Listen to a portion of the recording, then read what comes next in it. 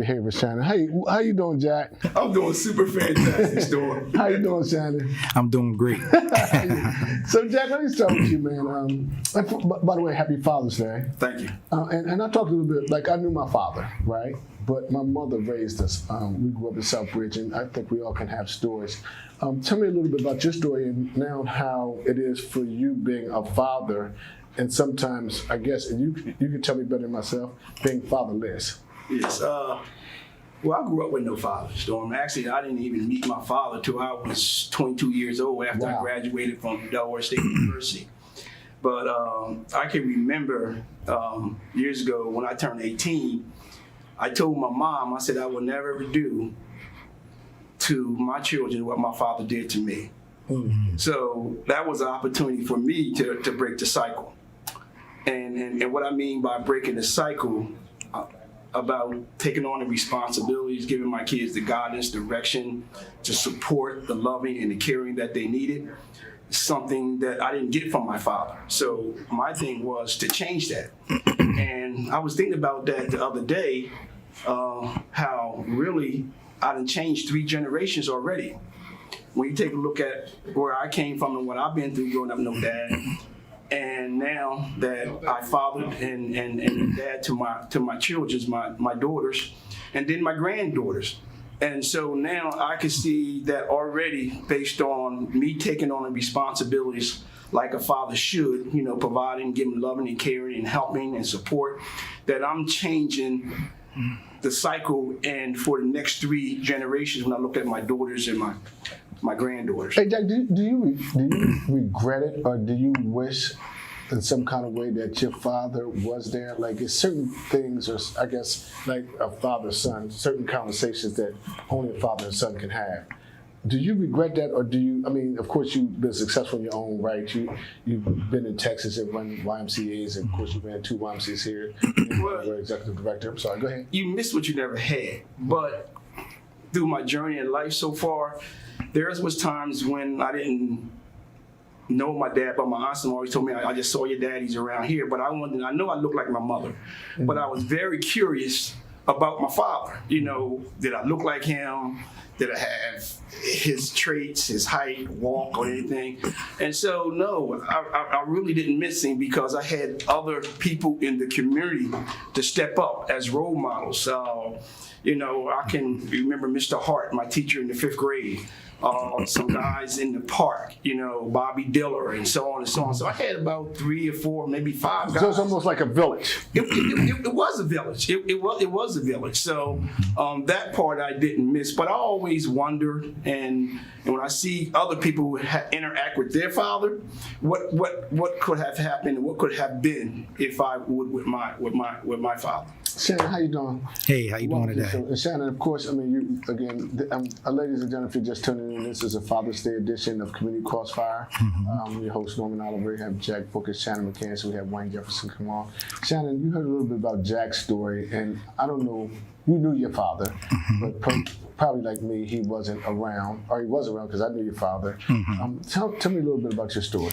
Yeah, and I think everyone has different stories or whatever, but it's pretty kind of similar to a lot of the kids that grew up that's around my age, where you have a father, he's not really in your life like that. You might know who he is. I heard Jack Booker say his father wasn't in his life at all, but I did know who my dad was. And a lot of my friends might have known who their dad was, but for some reason, my dad wasn't around for like that. And as you get older, you start understanding that it could have been a lot of multitude of different reasons or whatever the situation was. But, with some kind of way, when you get older, you think it kind of did affect me. Being a pretty good athlete or something like that, you sometimes want your dad to possibly be at the games, or was he there, or he was not there. It's a lot of different things, but I did know who my dad was. I never had any hard feelings because we always had a pretty good relationship whenever we did see each other. But something that Jack said kind of stuck with me. I just remember saying, if I do have a son, I just wanted to make sure that I did a little bit more than what my dad did, because I just wanted to make sure I was there for some of the steps as far as academically, athletically, socially, some of the things, because a lot of times we learn from our neighborhoods as far as what the guys are doing, or we learn from our mentors and stuff like that, what Jack Booker said. So even though he was there, I felt like a lot of times you learn from in your neighborhood, from your uncles, the guys on the streets and stuff like that. You said something interesting, and you and Jack were both athletic. I mean, Jack had a stellar career at PS as a defensive back, and you had a stellar career at Newark High School and Lincoln University as a point guard. Right. Yeah, I was going to say that. Like, those times, right, like the mothers was there, right, but it's nothing like that father, right? Like, senior day, stuff like that. I don't know what transpired. So I'm asking you, how did that feel? How did that feel, right? I mean, like, in knowing that he was a phone call away, unlike Jack, who was 22 when he met his father, you knew your father, right? I know Rich. Yeah. Smooth dude from what I hear too. They say I got a lot of my traits from him. But on the same token, just to kind of answer your question, you get so immune to it.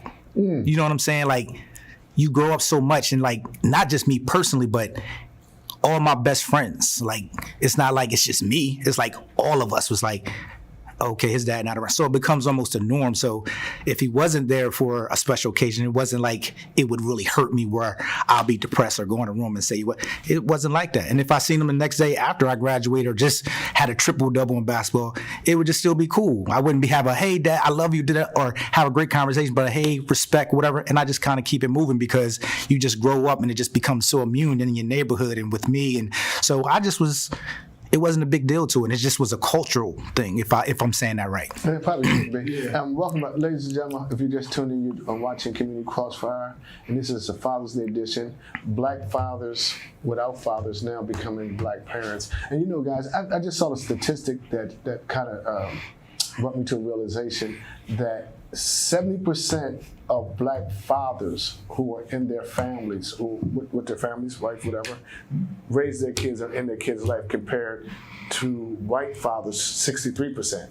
So the black parents were in their sons and daughters' life. They're in their daughter's son's life. So there's a misnomer that the black father's not around. And really, us who are in our lives are really involved with the kid's life. So Jack, what more could you add to this kind of conversation? Like, oh, by the way, I just found out that I have a brother who's in London who's 64 years old and never met my father. So really that. So, I mean, could you imagine the pain that he's had? That, you know, he didn't realize that he had 9 brothers and sisters. He thought he was the only son. I mean, God, can you imagine that? Wow. Storm, one of the things that I wanted to add was that I think is crucial. That a lot of times fathers are in the household, meaning under the roof, but they're not being a father. You understand? And sometimes, I guess, when you give them money or you're there, but, you know, give them direction, give them support, train them to be men, being involved, you know, give them some direction, you know, because that's the most important thing, because you want to raise your sons up to be, or to make sure that when it's time to make the right choice, the right decision, that they're familiarized with that so they can make the right choice and the right decision. But I know some of the guys I know, you know, they pay child support and they think that's being a father, but it's not being a father. You have to be engaged, you have to be involved. When they fall, you're there to pick them up, to give them some guidance and direction. So, you know, I tell you, I'm praying and I'm hoping that people who are looking in the audience get a lot out what Shannon and I and Wayne and you are sharing today, that your sons and your daughters need you. They need your presence. They need you involved. They need you engaged. You know what I mean, Storm? So I just wanted to share that part. No. I mean, this is quite. I mean, show what's on your heart. I mean, you would never be censored on the show.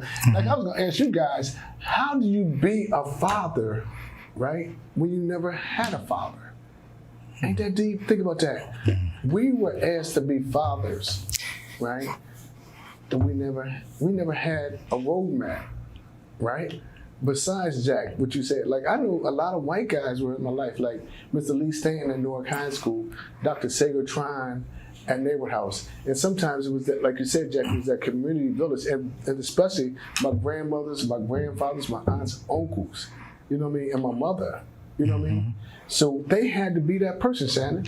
Yeah, if I can just kind of piggyback off what you're saying right there, and it is deep when you think about that, to be like, how can you become the best father you want to be when really you might not have had a father or your father wasn't there, and sometimes you have some grandparents that's there or whatever, but I just think it's pretty interesting because if you look at it, me and my wife kind of talk about it. And it's just like, how can you teach kids to mow the lawn or work on a car or something? And I'm like, I don't have no dad or somebody that taught me how to do that. I'm a city boy now, living in the suburbs, but I wasn't growing up learn how to, do grass and do certain things like that. But you just do the best that you can and try to teach them, what's right, what's wrong, and try to be there as much as you can, because I think it is important. Sometimes you get dads that are in the house, but they got to be money makers. So they can't be in the house all the time to help raise that kid, because they got to be out making the money to support the kids for whatever they may need. And so it's so many different circumstances. But I think the most important thing is to have mentors and people around that are father-like. And I think both of you guys actually on the stage was that to me. It's a lot of other guys in the community that I don't know if they really have that these days, but that was really, really important. I grew up going in the YMCA where, Jack Booker, he's like a brother like that now, but back then he was like a father figure. I played in the Storm and Norman's Classic, even though I was a young boy and he wasn't 10 years older than me, but we looked at them guys as, wow, look how successful these black guys are, and they teaching us right from wrong. So as we going up in the city, it's powerful. You always going to do something that's just not right. But sometimes it'll trickle down that when you're doing stuff, you be like, I'm probably letting Book down, I'm letting Jack down, but you still got to do what you got to do. But it's just that conscious of having a mentor, somebody that powerful. So even though I do that for my kids and I work with kids to this day because of people like y'all, I just want to make sure that I want to be like a father figure to them, because I tell them, look, I kind of made it without a father around like that. This guy didn't. Like, you can still make and be something that you want to be by just making the right decision. So it's fatherhood is tricky, but as long as you got mentor and father like people in the community or people that work with you, I think, a lot of our kids can be successful. Shannon, that's interesting. Anyone, if you're just tuning in to Community Crossfire, we're having a Father's Day edition. And happy Father's Day to all the fathers out there. Happy Father's Day to all the mothers who are fathers. And happy Father's Day to the grandmothers and grandfathers and uncles who are fathers. It's interesting what you just said, Shannon and Jack. And Shannon, I want to throw this question out to both you guys. We hear a lot, right, on the news, and we talk to a lot of people, and you guys dealt coaching and YMCA's Classic, and a lot of times, guys, well, my father wasn't there, so that's why they're in Ferris, that's why they're in Smyrna, that's why they're wherever. What makes us different? What makes us different than the guy who's in a detention center in Smyrna, and he's saying, well, if I had my father there, it may have been different. What makes us different? I'll take a shot at that. For me, Storm, for me, it was observing my surroundings and knowing what is right and what is wrong and what feels good and what doesn't feel good. It's that instinct, So when I seen things that wasn't right, instead of me going left, I would go right. And I would observe, but I had an uncle in my life too, who's no longer here, who was a great example. And he was one of the ones that ended up in Smyrna, but he, at a young age, when I wanted to hang with him and he was going the wrong direction, he would make sure he pushed me back in the right direction. Wow. And I didn't realize that till I got older, what he meant to me in my life at that age, 10, 11, and 12, because I could have easily been in Smyrna or been 6 feet under, but because of my uncle that guided me and directed me, said, hey, you're not doing what I'm doing. We ready to go do something that ain't right. You go that way. So, but again, I paid attention and I looked and I observed and didn't feel right, because we get in a certain age, we know the difference between wrong and right, Storm. And sometimes you don't let your environment dictate who you become. Okay. Shannon, you said a lot about some of your friends were fatherless, and it was like a norm. So what makes you different than the norm? I think Jack hit it on the nose. I think each person is their own individual, have their own thoughts, but you also get a lot of people that's followers. So you get some leaders and you get some followers. Then, like you said, you got people in your neighborhood that really did used to care back in the day. And I can kind of piggyback, because being a younger guy, even though I wanted to hang with the big boys on 9th and P, from time to time when they know that I had potential, they said, no, man, take your butt back down the street, because it's a lot of riffraff up here and you don't need to get caught up in that. So when you got people that care about about you. I think that plays a big part, but also you got to make sure that you want to make the right decisions, because if you want to make the wrong decisions, it's just a matter of time because it'll gobble you up out there. So you really got to be smart. And I try to teach a lot of the kids that I work with, I tell them it's not where you live, it's how you live. That's one of my big things that I just try to teach the kids. And like I said, make good decisions. To be successful in life, I think it's two things. And that's one, if you can get a good education, and two, if you can stay out of trouble. I mean, think how simple that is. So that's what I try to teach the kids. So a lot of times people are acting like they doing this and that. It's real simple. Stay out of trouble and get an education and watch how this takes you. Now when you go get a job, you don't got to back no charges. You got a good education. Now if I own a program, of course I know who you are. I know your family. You working for me if nobody else want to give you a job. So I just try to promote that. But you got to be strong-minded, and you got to have people in the community that really got your back, and hopefully have somebody praying for you, which is my grandmother, just looking over top of me and just praying for me when I was out on the street. So you got to always have somebody that's praying for you, because I didn't know, but I was lucky. Thank you. So what we're going to do is we're going to take a quick break. We're going to bring Wayne on. Then we want to, Ivan, at the end of the segment, we're going to bring all three of the guys on. But I hope you're enjoying the show. If it gets a little touchier, if it's touching someone, we keep it real. This is Community Crossfire. Another point of view. I'm your host, Norman Oliver. Back to Community Crossfire, another point of view, and welcome to our Father's Day edition. I hope you're enjoying it. And I get a text from my girl, Lynn Matthews. She's coming out of town and she wants shout-outs. Okay, you got a shout-out. Okay, shout-out, how you doing? Cheese and crackers. I mean, just come in here and co-host the shows. Damn, you can't even talk. I'm trying to co-host the show. Yeah, give me a shout-out, okay? See, I should have gave her a shout-out last week, Ivy, you know what I mean? That's what happens, And then Naya and they'll take, oh, Naya, this is what we should do. Shannon, yeah. Cheese and crackers. Can I do the show now? Welcome back to Community Crossfire. And by the way, this is a Father's Day edition, not a Mother's Day edition. That's next year. Cheese and crackers. How you doing, Ivan? I'm good. I'm good, See Storm. what I got to go through? Hey, brother, better you than me. So, Ivan, unlike me, Wayne, Shannon, and Jack, you knew your father. I knew your father. Yeah. Tell us a little about your relationship with your father and what this Father's Day mean to you.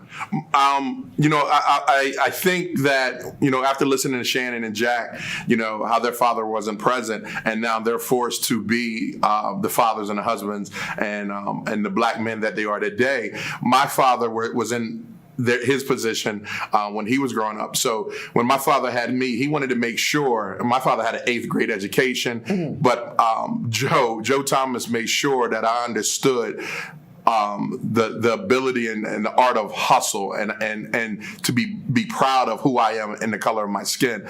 My father was an entrepreneur. My father was self-made. My father taught me just how to stand up for what's right, how to speak what's on my mind, how to go after what I want, and have just there's no such thing as quit. And it's embedded in me. And with that, I just learned so much from that man. And so when he passed, it was now time for me to just carry on the legacy of Joe Thomas. Ivan, when you was going through what you went through with DETV, and it's well documented, I mean, you got a hard time. And I heard you say, my father told me to be proud of the color of my skin. Yeah. And just because you fought to get this as a black man, you were being questioned about that. What do you think your father would have said to you, and how did you feel? Well, you got to understand, Storm, my father came from Newport News, Virginia, right? So there was a lot of, he would just say, move, keep your feet moving, and go. And there was no giving up, because you remember my father, Storm, and who he was in the neighborhood. Like, everyone loved Joe Thomas, and Joe didn't care if you liked him or not, but you would respect him.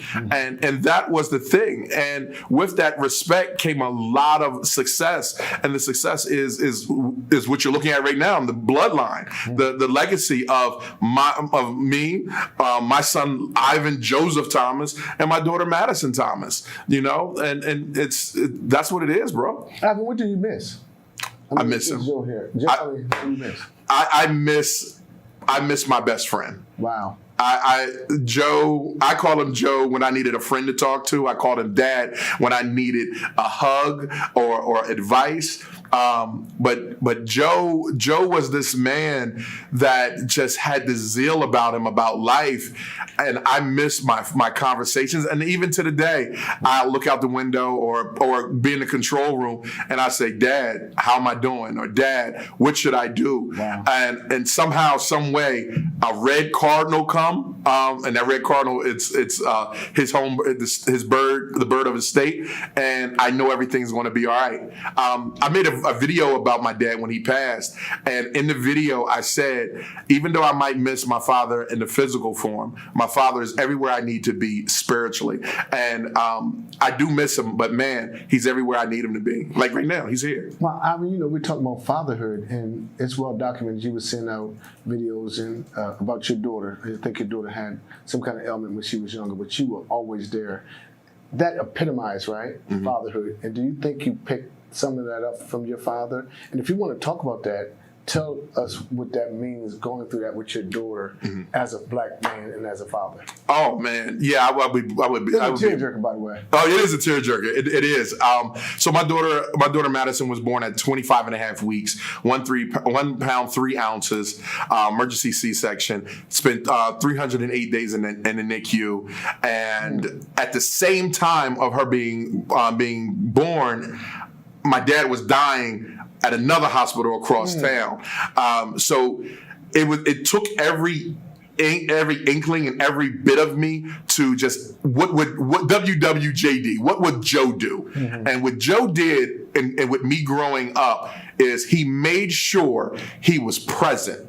He didn't have a lot of money, and I took care of him financially, but he was always there. Now, when my daughter came home, I was there. When she was at the hospital, I was there. I needed to make sure that beyond everything else, that she would, and just like Shannon and just like Jack, that their kids would know their voice. They would know that they're there. They would know that they're protected by Daddy. And you remember the pictures and going through the whole thing. She knows Daddy. And one thing I stress to black men is to make sure that you're present. Make sure that your child and knows your name. Make sure that the community knows your name, because there wasn't a blueprint for a lot of black children and black fathers. So we have to learn off of one another. We have to get knowledge from one another, and we all have to love one another and say, hey, this is how I got through it. Let me show you. This is how I handled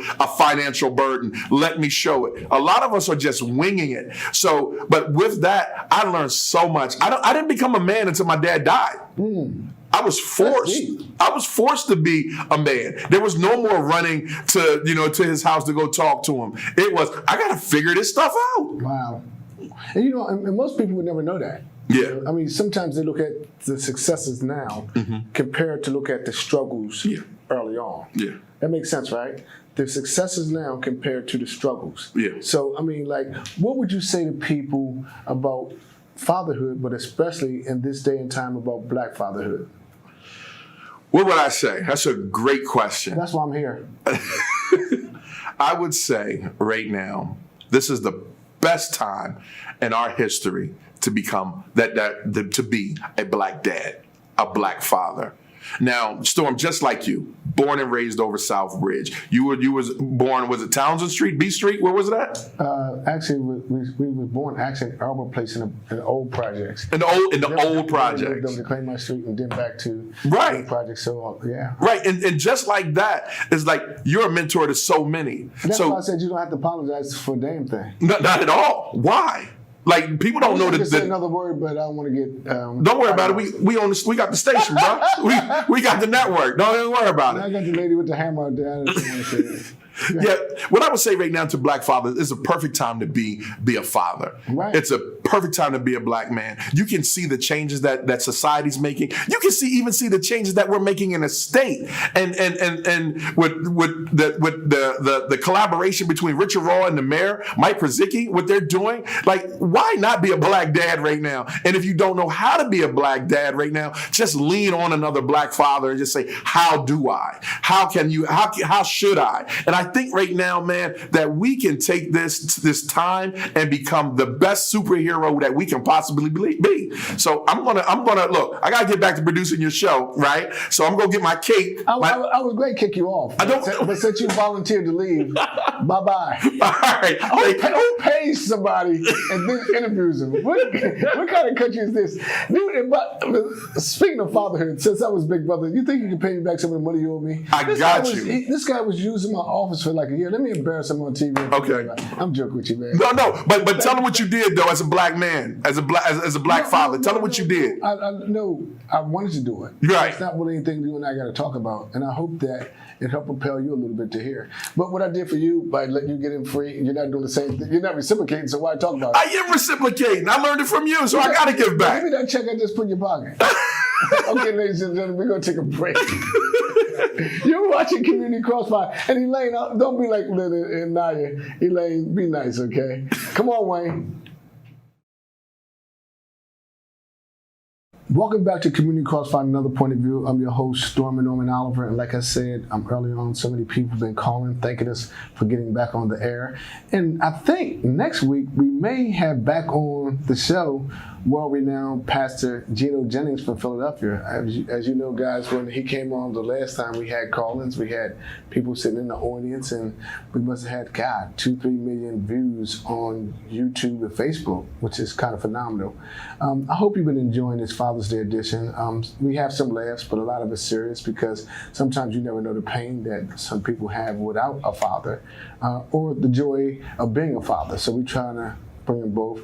I have my good friend on now, Wayne Jefferson. How you doing, Wayne? I'm good, Norm. How are you? I'm good. Wayne, we were talking about, Jack and Shannon and myself, talking about fatherless homes. Tell me about your situation with your father or without your father.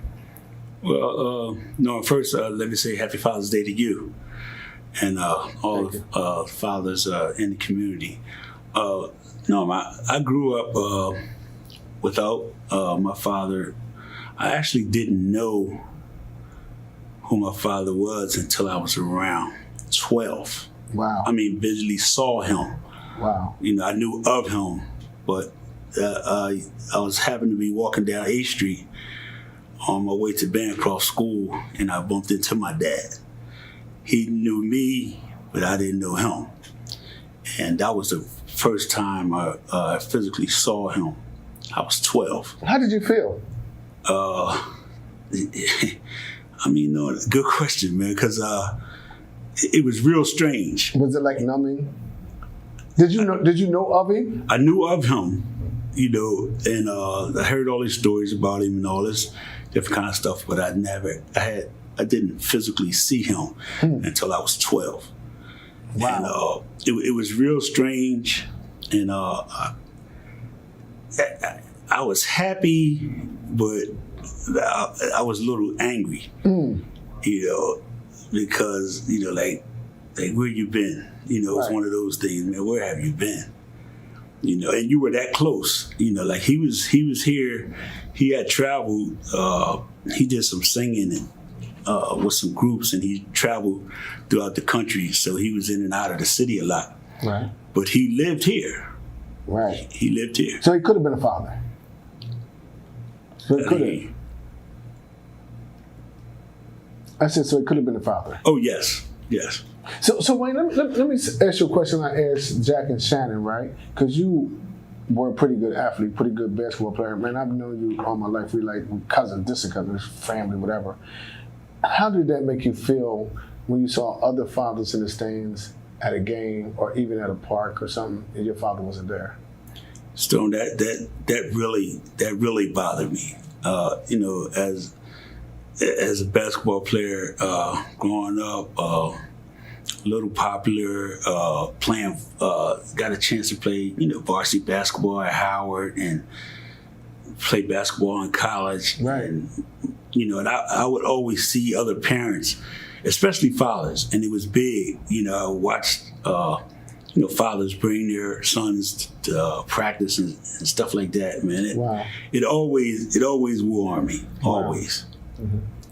That's deep. So Wayne, like you said, your father was in singing, similar to you, because you were brought up in a church and played the guitar. You sang, you and your brothers Bill and Ronnie. So you and your father, you guys didn't cross paths in that arena?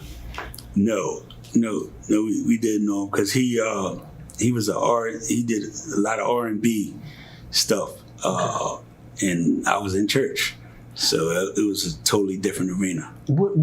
How different would you be today, do you think, if your father was in your life in his inception? Norm, I think I would be more passionate when it comes to fatherhood, because having 2 sons myself now, and when I was 22 when my first son was born, and I didn't have the passion of fatherhood and the know-how, because I was fatherless myself. It's funny. We talked about that. How can you be a father if you never had a father? But when you probably never opened up about this until now for this Father's Day program. How did it make you feel now with your first son, not being as involved as you could have been? Storm, one of my prayers every day, and you and I have talked many times about this. Right. One of my prayers every day, because he's 33 now. Right. And one of my prayers every day is that somehow my grandson, who's 14, who I haven't seen since he was 6 or 7. Wow. He called me on the phone and we had a conversation. And he said to me, Pop, I want you to talk to my dad. Wow. And I told him, in due time we will. Wow. And I told him how much I appreciated him being that person that may be able to bridge the gap. And he's 14 years old. Wow.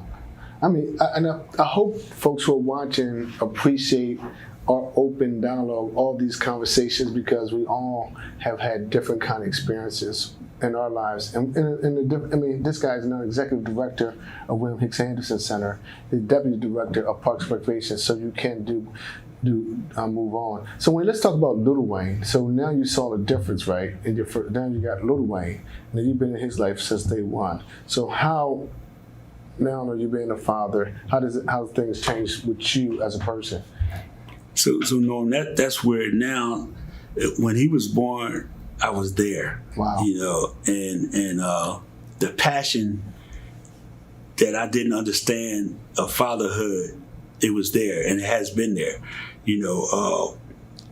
Wayne is 19 now, and he lives with me, and it's like, I have done everything in my powers to be the best role model and father for him.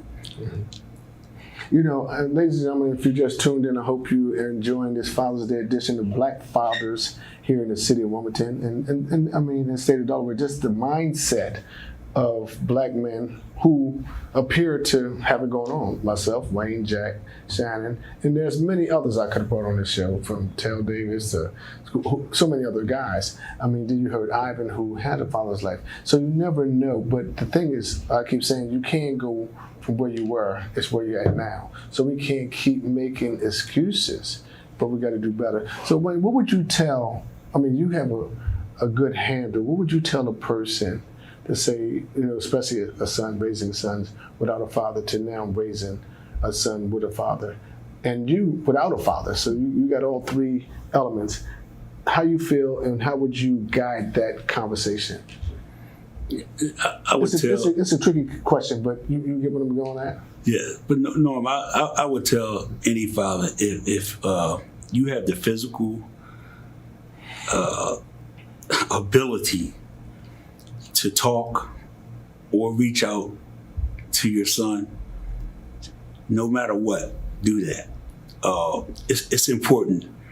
Once or twice a week, try to talk to them, spend some time with them. The situation may be that you're not with the mother, but still that's your child, and find a way.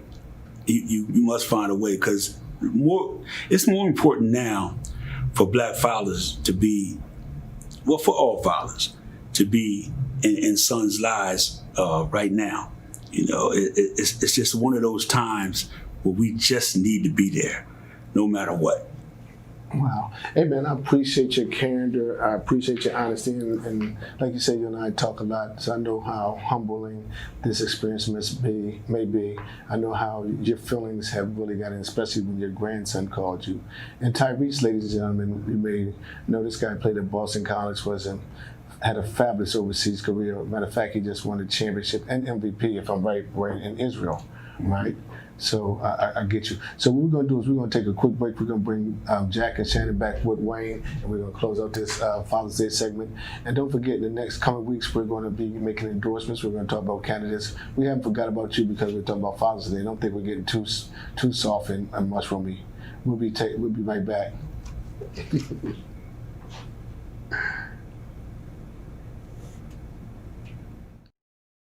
Welcome back to Community Crossfire, another point of view. I'm your host, Norman Oliver. I hope everyone's been enjoying this Black Father's Day program. I mean, I tell you, having conversation with my friends, my peers, has been a little touching because we've all been through some stuff together as fathers and fatherless.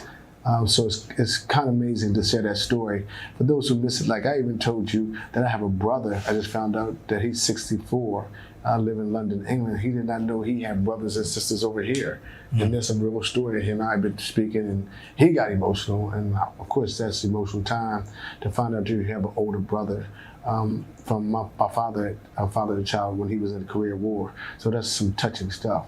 But I want to thank Wayne, Shannon, and Jack for sharing their stories. And we're going to open it up and kind of close the segment, but more on a happy note. Jack, I'll start with you. Jack Booker, just give me some good Father's Day stuff. We've cheered up enough. Just to interact with my daughters and my granddaughters, Storm, on a consistent basis. Stop that, but ain't that funny just saying the word grand? Yeah, Storm, grand.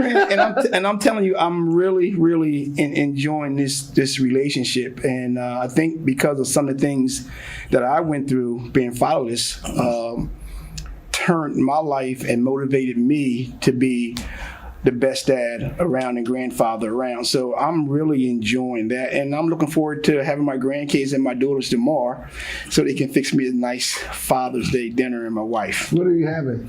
I'm going to have me a lobster tail. Oh, wow, okay. Some scallops. And and some shrimps, like surf and turf kind of thing, but take the red meat out. So. Okay, Shannon, come on, maybe some better stories. I mean, how you feel? I know you and I like drinking that corn liquor. I plead the fifth. I don't know what he's talking about. I don't know what he's talking about. But happy Father's Day to everybody here on set and to all the fathers out there. Again, like I said, I think it's so many different stories out there for the whole fatherhood thing, as far as being fatherless, some father, no father. So, I just want everybody just to kind of enjoy it. Just for me, it's been a pleasure to kind of be a father, just to, watch my kids and my extended kids as far as who I work with or I coach or whatever. So sometimes it's good just to have them grow up and come back, whether it's my kids or some of the team, the kids that I coach, when they come back and say, yo, he was like a father to me.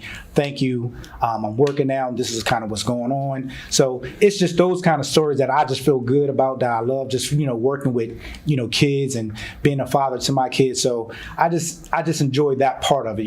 Shannon, you got kids in college down Delaware State, right? Good Hornets. Yeah, exactly. Me and my wife, we have a blended family, and y'all like the Brady Bunch. I'm very proud of all my kids. You like the Brady Bunch. One is working. One is working. Our kids is in college. Little Shannon to be a senior actually next year. Senior? Yeah, wow. That's going to be a freshman at Del junior. State. So all that Del State. Since you want to talk about this Del State college stuff, I know you got some scholarship money for us. since you want to go there, you got some scholarship money for us. You know, Hey, but Shannon, you do know I get the last word, right? nah, it's all but good. I'm happy Nah, for that. it's man. all- it's all I watched good. Little Shannon. Yeah. But man, you can finish. I'm done. I'm just appreciative of, you know, just a lot of stuff that, you know, I learned, and whether it was good or bad from the whole fatherhood experience growing up, you know, we learn from that. And then we just, you know, want to give back whatever the best way that we can. So it's all good, man. It's all good. Man. It's all Okay. good. And by the way, I did give him scholarship money. You have And to he appreciate did work. everything. And now his father's on the payroll. How far do we want to go with this? I'm joking. As far as you can take me. Oh, wait, Jefferson, man. far as- Come on, That's right, let's have a little. Always got my Hey, Jefferson, what you got going on, man? Hey, Norma, just piggyback off a little bit what Shannon said about being, you know, a father and seeing your kids do well. Wayne Jr. just completed his freshman year at New Hampshire Tech. He came home, finished his classes online, did well, and went out and got a job, man, on his own. You know, I didn't have to help him or anything. You know, he's at work right now in Home Depot. So, so some of the things I instilled in him, it's coming to play now, and it feels real good. Yeah. That's cool. You know? Yeah. And just to talk about meeting a brother, I met Kenny Cooper, who you know as Blue. Yeah, right. Grew up in South Bridge. I found out that he was my brother. Me and him was getting ready to fight in high school. Wow. He was in the 10th grade, I was in the 9th grade, and our mothers came to school because both of us were going to get suspended. And we found out we were brothers. Wow. Wow. That's crazy. That's crazy. Yeah. That's how small this world This small is. world. And Blue, and Wayne happens to be another guy on the payroll. Some things we won't disclose on the air. Oh, I disclosed it on the air. Where that come from, Stu? Where that come from? Let me get the picture of Jack working down there, sleeping on the job. Yeah. That come Let me give from? a shout out to my kids. Norm Jr., he's working at CBS, a very successful career. My daughter Naya is a dental hygienist in Maryland, and Jermaine is a director down at Port of Wilmington. He works for the ATF, what do you call that? Well, ATF, not ATF, but whatever. You know, I mean, so down in Port of Wilmington. So, in a funny and a strange kind of way, guys, we all are doing a lot of good, right? We've experienced a lot of successes, a lot of hardships, and people who are watching this probably never heard these stories from us. So I think that it's good that we're open up, that maybe it will help someone else in the Black community that can relate. And I guarantee you, we had so many people reaching out. And guys, I opened up, I'll be glad when the campaign season starts so we can start busting some butt. Because a lot of people been yapping. Let me change the subject a little bit because I'm ready to get it on. Because we're going to be up and down state. And like Wayne, I was telling my record is probably 95 out of 100. And we don't want to talk about the 5 people who lost, but that's a whole nother story. But we're going to come at them, Jack. We're going to come at it, Shannon. And we got barbers, we got beauticians. I know Lynn said this nigga was going crazy again. Yeah, I'm going crazy. Yeah, because some people who deserve. I'm gonna get you. So, does anybody want to have something close before I go? Because this has been let me stay on test. Jack, you're supposed to bring me back. You know. I'm sitting over here laughing, man, because I'm imagining those 5 people that you was talking about. But I just want to Thank you. Happy Father's Day, everybody. Yeah, I just want to say Happy Father's Day to everybody, and may God continue to bless you and your family, and because of I guess the leadership and the village, I truly believe when God bless you, you bless others, and I think that's what you see here with me, Shannon, Wayne, and Storm. We've been blessed, and so we're blessing other folks. That's right. We have been blessed, Jack. Yeah. Shannon, anything in closing? Yeah, that's it. Like I said, I just want to say Happy Father's Day to everybody, and everybody just stay safe. I just think right now is a real explosive time with everything that's going on Stay safe. in the country with COVID and the whole everything else that's going on. So just stay safe, stick together, and Happy Father's Day to everybody.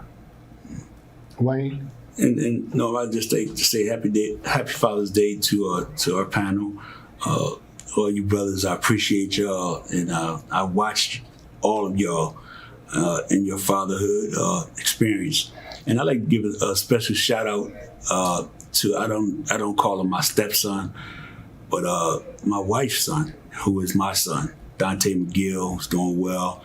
And also, I don't call her my stepdaughter, I call her my daughter, Kiara Cannon. Special shout out. Love y'all. Oh, good. So, ladies and gentlemen, I hope you enjoyed this segment of Community Crossfire, Another Point of View, and we will be back next week with special guest Gino Jennings, and it's going to get live. But happy Father's Day to all you fathers, and I hope you enjoyed this segment, the good, the bad, and the funny stuff. And if this is too much for you, sometimes you may want to turn into another show, but we're going to keep it real. We're going to keep it honest. We're going to have some laughter, but we're also going to have some hard questions, and we're going to talk about some hard topics because this is Community Crossfire. Thank you again to the late Dr. Al Plant. Thank you again to our late Hazel Plant for getting this forum, and for the people who kept it going for me. I think I mentioned them earlier on, Sam and Julia Cephas and Richard Smith Bowsey, and I don't know who had the other show. It might have been Herman Holloway Jr., I'm not sure. But thank you guys for keeping that torch rolling, and maybe we'll have some people on. And we will be endorsing candidates. Keep up the good work. Council President Hanifa Shabazz, Mayor Mike Pazicki, Xanthia, Michelle, and the whole crew.